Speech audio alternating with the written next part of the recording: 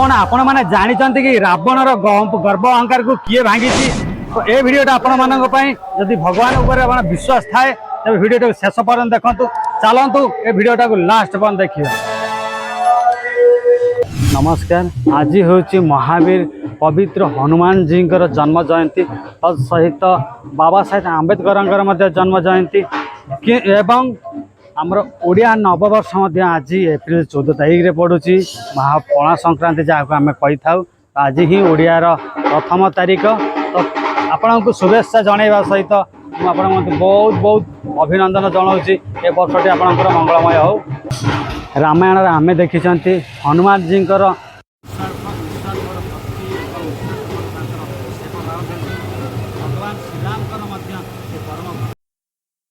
तत्सहित जो लक्ष्मण जी मूर्ति अवस्था थे से संजीवनी बूटी आणिकी जीवित कर देवी अंजनी केशरी हनुमान जी जेहेतु सी वायु देवता आशीर्वाद आशीर्वाद जन्म लाभ करते से कहुए पवन सुत हनुमान।